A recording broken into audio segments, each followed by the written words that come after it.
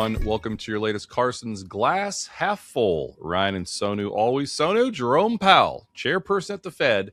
He's leaving the leader of the Fed, if you will, but he's staying on the board. So that's what we're going to talk about this week. Powell stays. What did he say? He basically said he's staying. There you go. But he won't see the press again because he's leaving his position as chair of the Federal Reserve. That's on May 15th. That's when his term ends.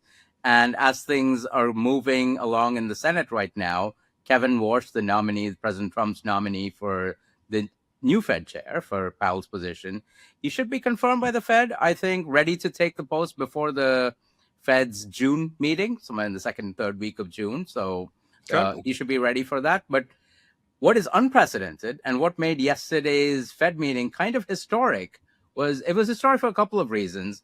And it shouldn't have been historic because everyone expected the Fed to hold rates unchanged, right? Not hike, not cut rates. That's what happened. And it would have been, we knew that was going to happen.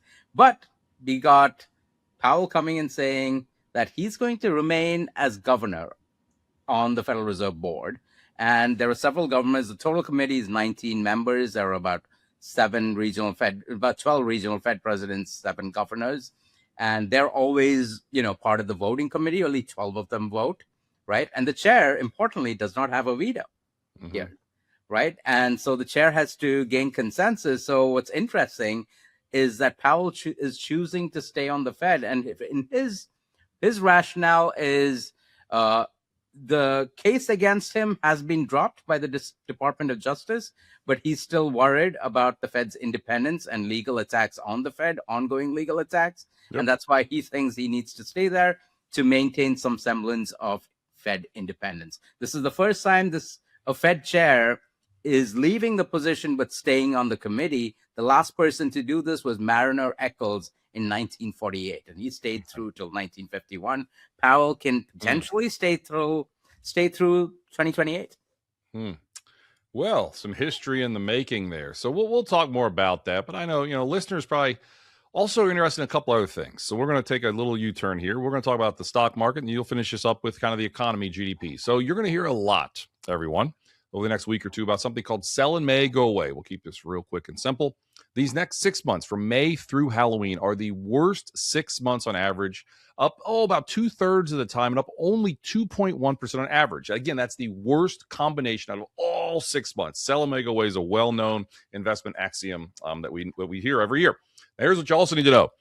9 of the last 10 years, the stock market was higher during these 6 months. Last year was the strongest sell in May period in history, up almost 23%.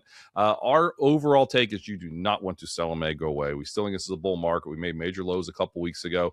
Probably going to have some summertime strength. This rally can continue, but you're going to hear a lot about it. So sell in May, go away. Don't worry. We think that things are just fine. So let's wrap it up for the listeners. How's the economy looking? I know we just got some GDP. That's gross domestic product. That's our economy. How's it doing? It's doing okay. Real GDP growth, when I say real, that means it's adjusted for prices and inflation. That's running about 2%. And that was on the back of two things. One is the government reopening after the shutdown. This is back in November. So in Q4, real GDP growth clocked in about 0.5%. That was really weak. This quarter, the government reopened. Non-defense spending rose like 23% annualized pace in Q1. So that was a big boost, but still, 2% GDP growth is no great shakes. It's below trend. It's okay, right? To be clear, trend tends to be about 2.5%. The other big boost that GDP got was AI-related spending. That is screeching higher or surging higher, whatever adjective you want to use. IT equipment spending was up 40+%, Ryan. Software spending was up, I'm looking at my notes, 23%, right? The problem is a lot of that is imported.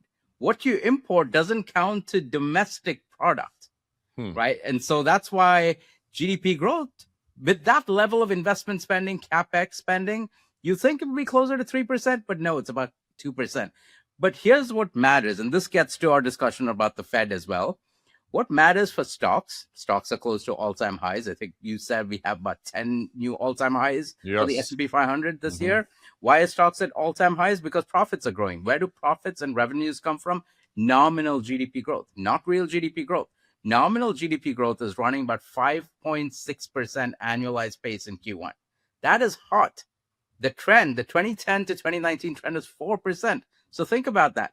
There's a lot of spending. There's a lot of activity happening. Yes, the other side of that is inflation. And that gets to the Fed's problem here. The Fed's own inflation metric, preferred inflation metric, is the personal consumption expenditures index. In Q1, that ran at an annualized pace of 5.6%. That's really hot. Their target is 2%, right? But yes, that's because of gasoline prices. You take that out. Take food prices out. Meat prices are rising. You take that out. Core inflation is running at 4.4%, Ryan. And that's why a big chunk of the committee is wary about cutting rates anymore. I don't think you're going to get rate cuts. And you and I have been talking about this for a while. We started the year with our outlook being we are in a period of inflationary growth. That's good for stocks because nominal GDP growth being strong results in strong profit growth. That's good for the stock market. But that's going to put the Fed in a bind. And here's where we are. Well, here's where we are. We're also still in a bull market. Let's just remember that. We have strong corporate profits, really strong earnings season going on, record profit margins, pretty solid guidance overall. So there are some good things out there. There are some bad things out there. But overall, we still think there's more good than bad.